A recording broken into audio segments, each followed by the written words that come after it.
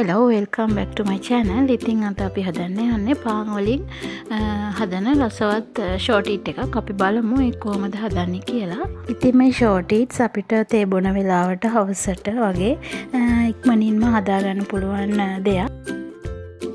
මම මේකට අරගෙන තියෙනවා සලාද කොළ සිහින්නෝ කපාගෙන දෙහියුෂ කොටුවට කපාගත්ත රටලු උණු තක්කාලි සෝස් ඒ වගේ මාගරින් තක්කාලි කෑලි තඹගත චිකන් මොසරෙල්ලා චීස් ඒ වගේම ලුණු කුඩු ඔරිගානෝ රතු මිරිස් කුඩු ඒ වගේම ගම්මිරිස් ස්වල්පයක්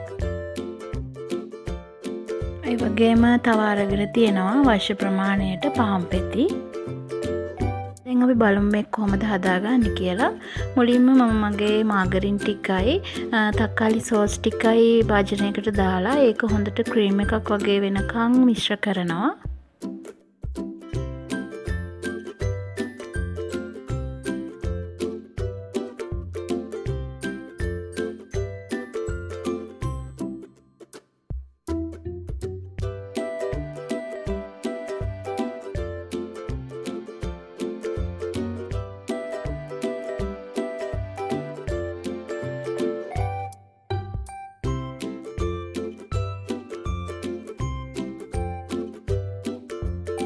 අපි මේකට අවශ්‍ය කරන ෆිලින් එක හදාගන්න ඕනේ.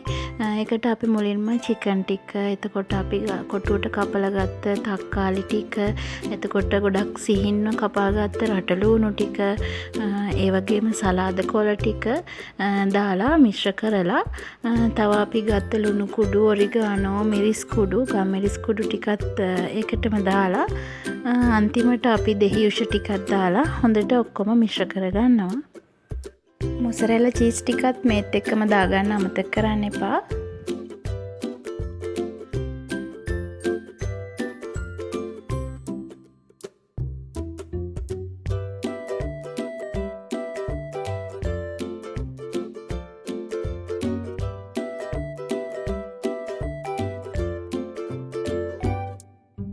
ඉතින් මේ තියෙන්නේ අපි හදාගත්ත මිශ්‍රණය.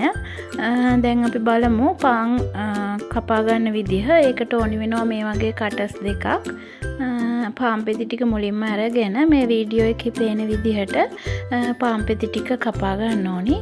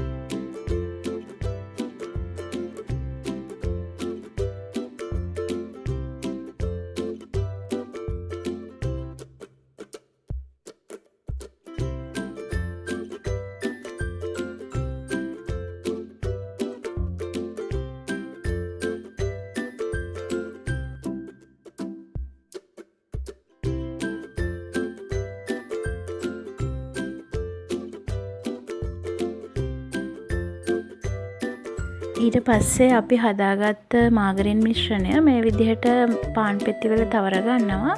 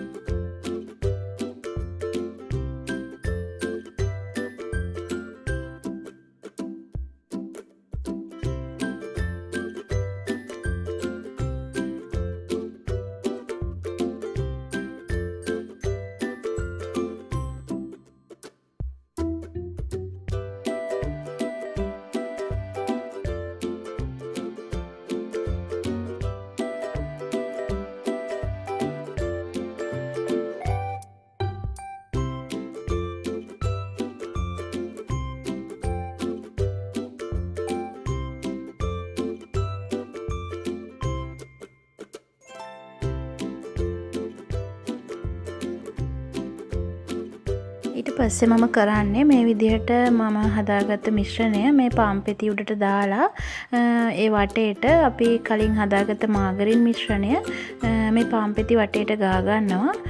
මේ වෙනකොට මගේ oven එකත් සෙල්සියස් අංශක 200ට විනාඩි 10ක් විතර හීට් වෙලා තියෙන්නේ. ඊට පස්සේ තවත් විනාඩි 10ක් වගේ ප්‍රමාණයක් මේ පාන් පෙති ටික දාලා හොඳට ක්‍රිස්පි වගේ වෙනකන් මේක බේක් කරගන්න ඕනේ. මේ උෂ්ණත්වය සහ කාලය oven එකෙන් oven එකට වෙනස් වෙනවා. කොහොම හරි වටේ රන්වන් පාට වගේ එනකොට මේක අරගෙන බලන්න පුළුවන් අපිට. ඉතින් මේ තියෙන්නේ අපි අද හදාගත්ත බ්‍රෙඩ් චිකන් ටික. ඉතින් අපි මේ වගේ තවත් රසවත් රෙසිපි එකකින් නැවත හමු වෙනතුරු ඔයාලට සුබ දවසක්.